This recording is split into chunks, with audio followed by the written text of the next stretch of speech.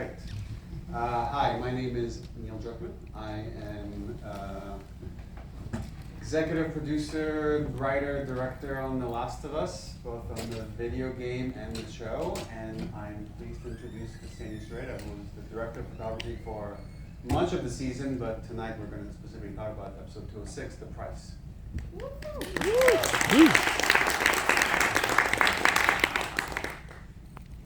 Hi, Ksenia. Hi. So, first question. It feels like before we get into this season, we should talk about where this all started with season 1, the pilot that you worked on. When thinking about the show, what kind of research did you do? How much did you think about the game or not? No pressure. And then, how did you kind of help establish the visual identity of this show? It would be kind of silly not to say that it's based on the game, so if people didn't know, it's based on the game. And I had a chance to play the game a few years before I got an opportunity to meet with you and Craig for the initial interview. And it is wild overall because, the game is very visual and it's very pretty. And it is, as for a cinematographer, it is extremely challenging, at least to match it, to be frank. A lot of, for sure, there was some inspiration coming from film and TV, but for sure the ambition was not to copy, post-apocalyptic look as it is present in, existing filmmaking, which is kind of a very ambitious thing to say. But I think overall, a big thing about The Last of Us look is that it's warm. It does have this very warm feeling overall, even for, we're not supporting, the straightforward color direction, like blue for sad and orange for happy and bright for happy, dark for sad. It's pretty much all dark. And warm with a very beautiful touch of pink. But I think also for the pilot of season 1, it was slightly different because the majority of the pilot was a completely different environment because most of the episode, actually not, most of the episode is, or part of the episode before the outbreak happens. And after that, you get into the PZ and you kind of get to establish all the Did you stuff. Because you're also this badass that operates your own camera, and the best camera operator I know. When you're thinking about pre-outbreak versus post-outbreak, are you thinking anything different visually, both in just lighting, but also how the camera moves? Because we wanted a very kind of natural, handheld feeling for this show, without it feeling too erratic and kind of busy. Right. I think overall, why did we pick the handheld camera? That it's pretty similar in the game too, because you do have a lot of breathing for, as a, when you follow. I mean, in the game, I'll be honest, in the game we did it mostly to avoid a CG look. So a lot of it, we just wanted to give the camera life to avoid that it just felt like it was on track and it was animated. Right. It's pretty much same. It's pretty much same. Because what I think the handheld camera gives you, for sure, it's much more realistic and grounded look, which is easier to connect, and it's much easier to transfer the emotion through the handheld camera, because the handheld camera has such a big variety of energy too, because you can be calm and you can be more kind of like glidey and panny to more frantic and sharp and like sharp panning. Also you can add some shutter to make it more expressionistic, but at the same time, I think the biggest part of the camera movement is to stay connected to the characters. So a lot of times, as in the game, we're working long shots, which also, because that's actually, it's something what we talked about, on my first ever meeting with you guys, that what's amazing about working longer shots, that you give an opportunity for the viewer to experience what character is experiencing. At Well, the it same has this moment. feeling, not dissimilar from the game, of immersion. Like you Right. feel like you're with Yeah, them. yeah. You're in the car with Joel, Connie, and Yeah. Sarah. You're moving through Yeah. the field with them. I'm obsessed with that sequence. it was such a challenge, but at the same time, that was very exciting. If you guys haven't watched it, it's episode 1, season 1 on HBO. Streaming on Max. Yeah, streaming on Max. It was such an exciting thing to create, and again, because it's the interesting part about that you can take big scenes which are so iconic to the game and just transfer them into the cinematic language, and like because in the game you have the gameplay, right? So you can also interact with what's happening, and that particular sequence in the car with Sarah, when you can like look around 360 on kind of like your own time. Mm-hmm. And it's pretty much the same idea, right? So you get the chance to experience, like through her eyes, what's happening around, and it does have the feeling of a one-hour, even though it does have like some cuts, but it has these kind of like. For a sequence like that, how do you prepare as an operator? Because there's a certain performance that the camera is now taking when it's not just like placed somewhere statically. Right. So, pre-shoot is a very big part of that. So first, like, frankly speaking, for that sequence, we did have a very rough storyboarding, just to mark the big elements, like the house on fire, the family, and like things like that. So we just wanted to understand where we want to be. And again, because you're kind of limited in the car where you can be, but at the same time, you just don't want to give, because you know there is a very iconic sequence in Children of Man done by Chivo, which is singing. Like, it's gonna be very crazy to get into the car sequence without referring to that, because it is a very well done sequence, and it works very well for storytelling and for the earpiece. And same, it's kind of always a challenge in the car, but at the same time, what we wanted to create was much less linear. So it's not, you know, like we wanted to have this freedom of like being closer to her, further from her. So that was something interesting, how to keep the handheld look fit in the car, not to get into actors' faces if something happening. And yeah, so first storyboarding, and after that pre-shoot, and after that a lot of rehearsals. And for that particular sequence, we had a stunt pod on the roof with a stunt driver on the top. Mm-hmm. So kind of like we had an opportunity to work 360 around the actors. So yeah, it was a very big process, and especially the most challenging part was that it was the very beginning of the prep, and so many people came together who didn't know each other, and just like how to develop the trust, you know, that's kind of like maybe the biggest part of when you start the process, just like to, even though like everybody was so invested, and of course because of the material, a lot of people really like the game.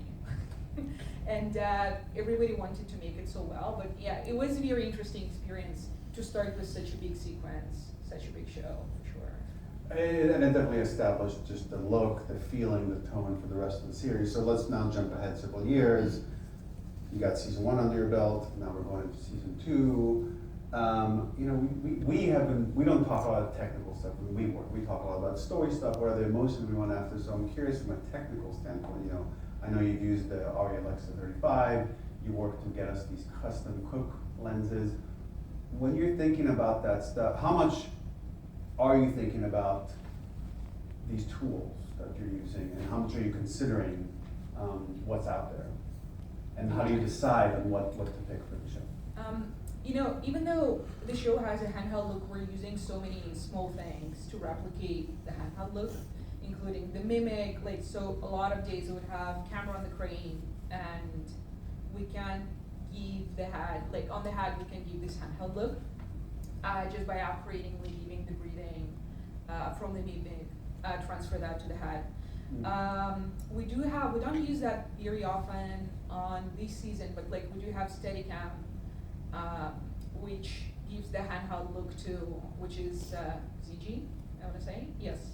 And we didn't use that a lot on season 2, but overall, like to support the handheld look, there are like so many small things you can use for that, or like quick shot, or like easy rig, depending on the operator we have. We'll use those things. But outside of just the camera movement, and for sure, like this season has much more action too, and this season does require like simply more angles for a lot of scenes outside of just like being super connected to the characters. But for the look, for sure, like with the lenses, it was very exciting because it was like one, like you don't get this opportunity very often to do something custom made. And thanks to ARRI and ARRI Rental for that. Because it was literally, we had this conversation in this office when I first got to LA, and it was pretty amazing. And you know what's funny, because I was thinking about this scene in the game, which is in episode 1 of the season, of season 2, when there was like a church ceiling with all the bulbs. Right. Such an iconic shot from the game. And we drop and we see Ali, and there were like all these bulbs. I really like to, like as an example for this lensing, it's just like a very good example to understand what's happening with the lenses. So these new lenses we got is like Kukas 4, but they're called Kukas 4X because there's an exchange iris element with much more amount of iris blades. So there's this shot in episode 1 when there are like a lot of Christmas lights underneath the ceiling. So if we use the lenses we use on season 1, like each of the bulb would be like a stop sign shape because of like less amount of iris blades. But now with this new lensing, like everyone would be circle, and it has this kind of like cute magical feeling to it. And pretty much like just thinking about that scene, we started to talk about the lenses, and it's really was like the first point of the conversation. Just wanted like circles instead of octa-shape stuff. And yeah, it's very kind of like, it's very exciting. I do get like very nerdy talking about that because it's some cool stuff out there for sure. But like the simpler the better overall, I think. I guess, you know, speaking of iconic sequences, in episode 206, The Price, there's this very iconic sequence from game 2, which is the space capsule that we talked about for years before we finally got to do it. Talk a little bit about, because I know what it took, the kind of rehearsals and the stress that we're under to make that, but I think this audience would enjoy just early conceptions. What kind of conversations did you have with the team? What kind of equipment did you use? What did it take from the earliest ideas to the final kind of shooting of it? Because pretty much what we see in the episodes, minus some VFX cleanup, is all practical. It is what we shot. Right. We had these like a small thing at ARRI booth at Senior, and there was a person there who asked me, it was just like, why everything looks like it's generated by AI? It was like, I don't know, like, it's hard, like I was there. Like I know it was like done for real, every single shot. It's a really good prompt for that sequence. Yeah. I'm like, do this like the game in the style of Ksenia. Yeah, exactly. But you know, it's funny how, even though it's only like 2 close-ups, but how much time and effort it took to figure out how to create that. Like the biggest challenge for sure was the helmet and the glass. I never worked on the space movie, but now I will like think twice. If that's the challenge, if that's what it takes, I'm like, I don't know. I bet now they shoot everything without the glass and they put it in. But yeah, just like to figure out overall the whole scene. So first we started, like what's amazing about our production designer, Don, that he was trying to make the capsule itself as real as possible, like with all the buttons and everything, which was insane. So it was like the size was 1:1, and like maybe it was slightly bigger, but it was pretty much because you don't want to feel like suddenly you're inside and it's oversized, and it's a lot of because it should be small. So first it was figuring out how to split it to make the walls wild for the coverage of the actual scene, because this lovely sequence with the launch is like one part, and the coverage and the actual scene with the dialogue is a separate thing. But overall, so we're starting with that, and after that, they built like a one-to-one model, like a foam thing, like a capsule, not a thing. A capsule. Well, I remember even before that, just that like we had like a little kind of toy model Yeah, that we looked like a at 3D and talked printer about printed, how yeah. the panels would come off, so we could kind of plan what the coverage would be on the day. Right. Then we had this other model before we got like a life-size one, before we got to Right. the actual Right, kind of one that they were finishing building on the day we were shooting it. That's how tight these things Right. can be. And yeah, I just like, you know, in my brain, I just like skipped to the testing day when it was really like the level of attention to this sequence was completely insane, which I really enjoyed, because you don't get to do something as magical, not only on the show but overall, I think. So yeah, when we had these one-to-ones like foamy capsule, which was very important because like the placement of the windows, because overall the sequence you see in the space capsule, it's only lit through this teeny tiny window on the wall.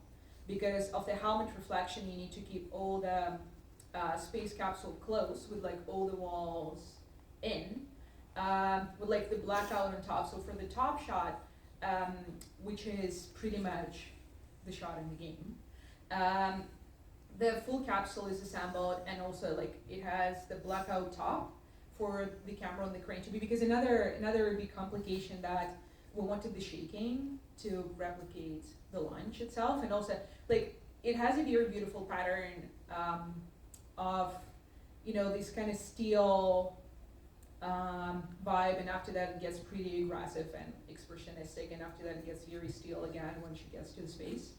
And so the capsule is shaking, so the camera cannot be attached to anything inside of that, so the camera was on the crane. So yeah, and because of the reflection of the helmet, everything was closed. So that's what we figure out on the first test, that like we need to have like all the walls in, and where to put the camera and stuff like that. But the most exciting part was when we found this profile shot too. Mm-hmm. That was fun.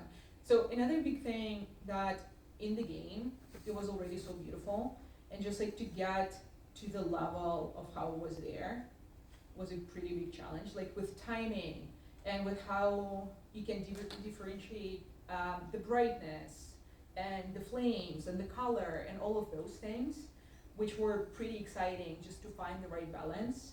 And It's also important noting, I remember all the tests that didn't work out, right? We had this Right. whole like LED screen, Yeah. we were gonna project the sky and planets and then space onto them, and it's just, that didn't work. So ultimately you went with a more kind of practical 2 cranes with these lights that had to have this very specific choreography. Right. Yeah, because the testing did involve, because on day one of the testing, we brought like everything. Like we had the LED screen, we had like all the different types of LED lighting, because also we needed to find like what's better looking in the reflection of the helmet.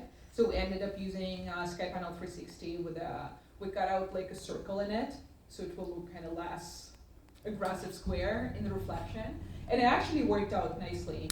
And yeah, and after that we had like a few LED lights on the crane for like the dynamic, interactive sun flowing in. Or the moon, I'm still not sure what it is. Maybe it's the moon. But yeah, it is. It was like a lot of stages, and there were like a lot of small things. And after that, like you just need to figure out how to arrange all these lights in the way that they're not like projecting shadows from each other for this teeny tiny window, which is still lighting this whole sequence for those 2 close-ups. I also remember, you know, when we were, again, with our toy model talking about how we're gonna shoot this, you know, in the game, it's all frontal, it's just one frontal shot, that's the whole sequence. And then we talked about, oh, wouldn't it be cool if we start profile, and then we do this elaborate camera move to get to the front, and ultimately that didn't work on the day, but I enjoyed with you is really doing all this prep, imagining the kind of shots we're doing, and then the reality hits us on the day and we have to come up with something else. But that kind of process led us to that profile shot, where we got all those happy actions of all the refractions. Right. How much do you like those improvisation and versus sticking to the plan or looking at the storyboards? I mean, a lot of days, because we're working, and you know, I have this freedom because I'm operating, I really enjoy when, for example, actors are changing something. I really enjoy following them, and I really enjoy the feeling, which is kind of like pretty selfish. I really enjoy the feeling of being synchronized with them, so I can kind of suddenly give this new flavor inside of the scene together with them. I do enjoy, a lot of times you can find something better than what was planned. Of course, sometimes it is frustrating if you cannot like get where you want to be, but you're right, it's the best not to get obsessed with those kind of things, because reality can give you something much better a lot of times. I'm pretty flexible. Do you have a way of, I was really impressed as well with the porch scene at the end of this episode, 206 the price, where you are getting like, I remember how close you got to the actors. You're like inches away from their faces to get like Pedro and Bella's like these really nuanced performances. Do you have a trick of working with actors? Like, how do you get so in their face and stay out of their way at the same time? You hope that they don't hate you after that. I mean, for a lot of actors, I do believe it's a very big challenge when you're that close, and especially for our show, because we're not using a lot of long lenses when you can stay further. But I think also there are a few things related to that. First, we've been together for quite a while already, and also I think they understand the importance of that too, and how powerful it is for the scene and for their performance, like for development of the character in general. And also I have a major obsession, as you know, with those kind of close-ups, which is like a very, I just get so attached to the emotion inside, and I really like to be close, and especially for the porch sequence, because like the first thing you said when we're establishing that in episode 1, that you wanted to create this very warm bubble for them. And what's amazing about this scene, the closer you get, the more isolated from the world they become. So the more like darker and drop off the background becomes, so it really starts to be literally about them. And I really like this scene in the game because it had this similar feeling, but here it feels like we got even further, exactly because of these, very dramatic close-ups too. We got to be a little more particular of the framing with the window behind them than we did even in the game. Yeah, it was pretty exciting. And I think this window and like having the house behind them also on a very, nice level, it was giving this warmth and a lot of,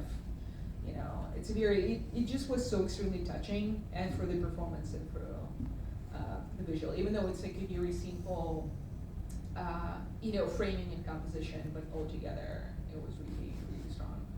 Maybe one more question before we turn to the audience.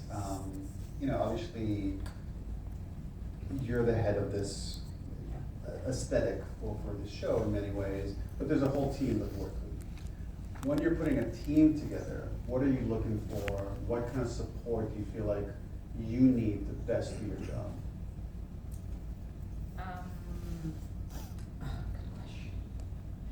I mean, it's very.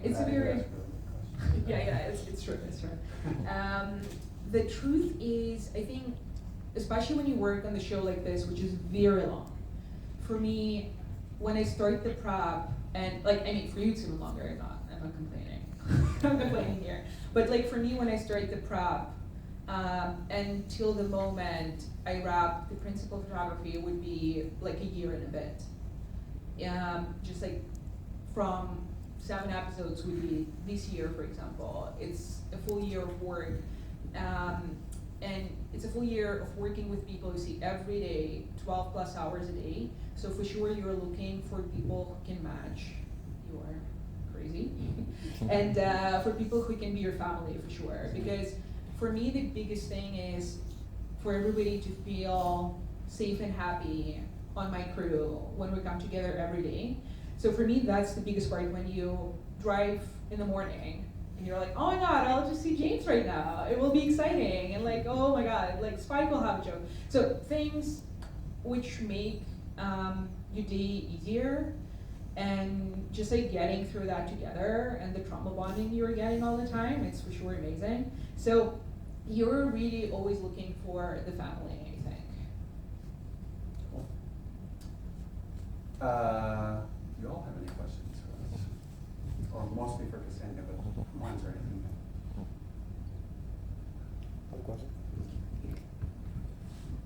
Love the show. 10 out of 10. What is your personal favorite episode and why? Mine? Both of yours. Episode 6, The Price. But no, for sure, it is actually, it's just such a special episode, the one you just saw. It's a very special episode. First, you don't get to do these things very often, and I really like that it had a feeling of a movie altogether. It's such a standalone piece, and I am quite obsessed with these characters too. So I really like how beautifully it was assembled from the writing and storytelling perspective, how deeply you can connect to Ellie's journey of working through her trauma. And the way it was structured with 5 different birthdays, the way we wanted to do that with a small visual signature for each of them, that was maybe one of the most diverse looking and exciting episodes I got to work on this season for sure. But I like both of them. I do like this episode quite a lot, but I feel like I can't say that because I directed it. So I'll say the pilot. I think especially the very beginning, I just felt it did such a good job of very quickly establishing the look, getting us into this family unit, and then watching the whole world fall apart. I felt like we had these ambitions, and they all kind of fell into place, and it was a lot of hard work to get to that final version. But I was really happy with how that turned out.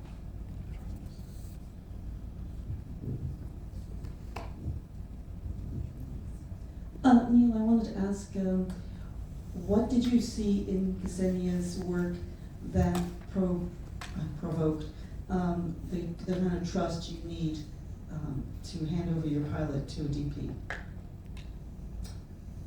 Well, no amount of work will give you that kind of trust. But I remember we watched people that Ksenia brilliantly DP'd, and it was just so beautifully shot and moving through this, just the composition of shots, the sets, the colors, the palette. It was all very clean and simple. I don't like when things get very messy. And then I was there while we shot the pilot. Again, I didn't direct it, I was more there as a producer. I observed, and I started just asking questions. I've never directed live action before. I come from the video game side, more the CG side. So I'm a very curious person. And Ksenia was very patient with me. So I could just ask her all these very technical questions. Why are you doing this? Why would you choose that? And then when I was asked to direct what turned out later to be episode 2 with Ksenia, that's where the trust was formed for me personally. Just working together, and again, I can tell her the stuff I'm after, but I'm not quite sure how to achieve it because I don't come from this world. So it just made for a very good partnership. I always say, and I mean this, I co-directed these episodes with Ksenia just for DJ rule and other rules. We don't say that, we don't do it that way, but I consider her my partner on these endeavors.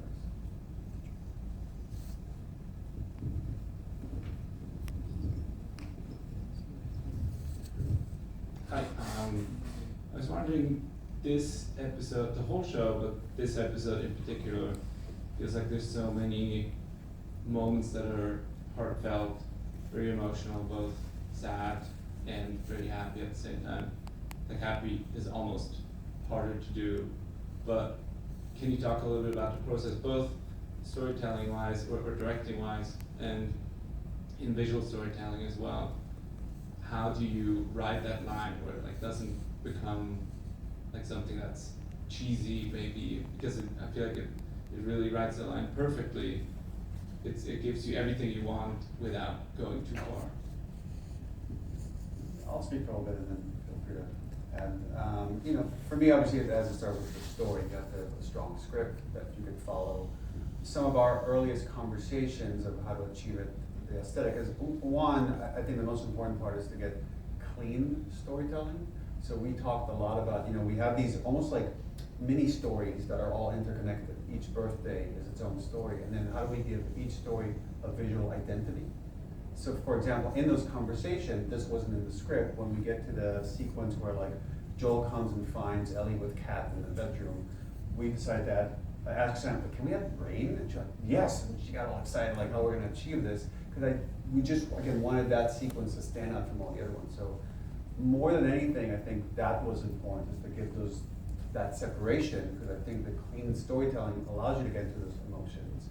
More than, oh, let's do it blue because blue evokes sad or happy or whatever. What was more important for me is to get, how do we make elements stand out? And then I kind of rely on Ksenia to like figure out how we can make it stand out. I'm rambling in circles, so I'm passing time. But no, for sure, it does have this progression from something what was so well established in season 1 of the warmth of their relationship and how they grow apart through this episode. And I think that was also very, like this kitchen scene in the beginning when he plays the guitar. Yeah, we spent a lot of time kind of like Yeah. trying out, Like not only to different place lighting that. conditions, but like where should we place that scene Yeah. before we landed right next to that window? And I think it just had this very beautiful, like warm feeling again of this like very warm bubble of, and again, like a lot of stuff is in the performance, like the way she's watching him. Well, They're, that like, one, that obsessed one with this. specifically, I remember we talked about, that should feel very dreamlike, almost Yeah. like almost like it's a memory for Ellie.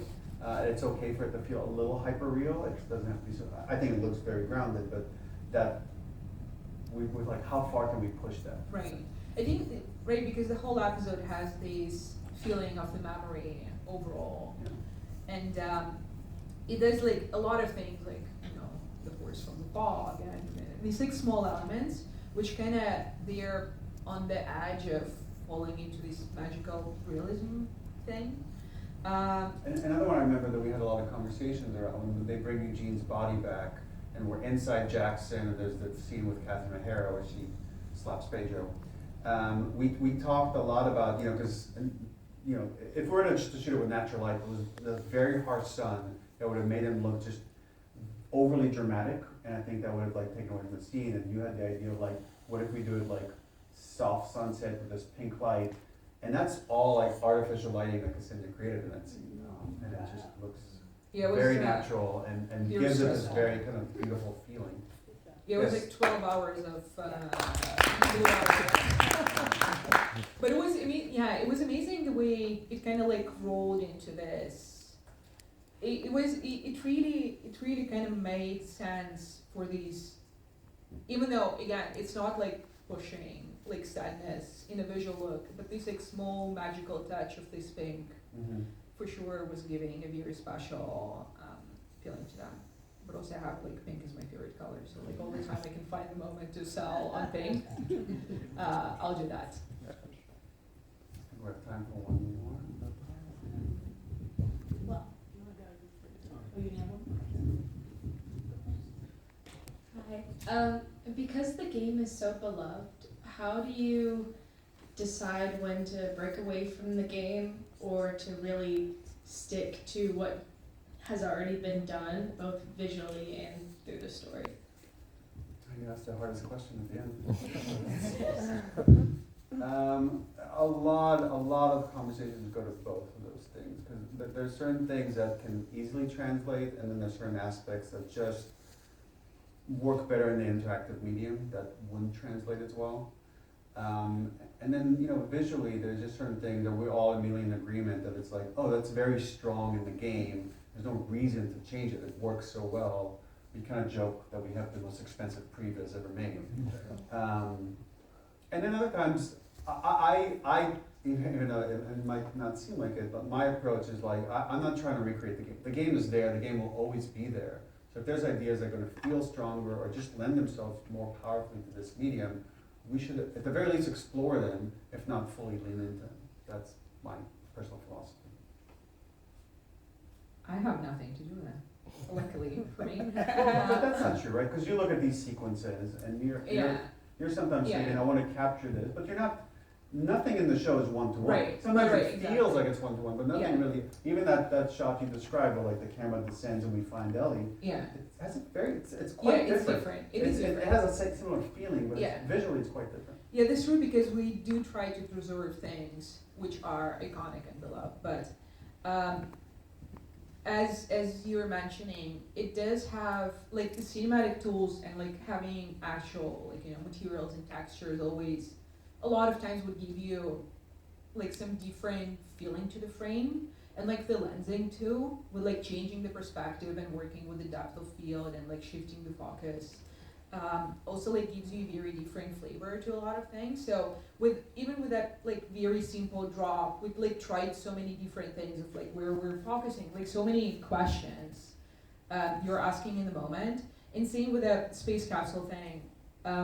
I had like once I had a question about what movie have you like looked at for that sequence, and I said that outside of the game we looked at a lot of like different references from pretty much any movie which would have like a space launch sequence, and people get mad and they were like, this is the scene from the game, and I'm like, I know it's the scene from the game, but like the question was First Man was the movie we looked at, just for like the reflection in the helmet and stuff like that. We didn't go that way, but it was like one of the small references. So still, even though it does exist in the game, we're always like looking into different things and different references for the lighting and inspiration.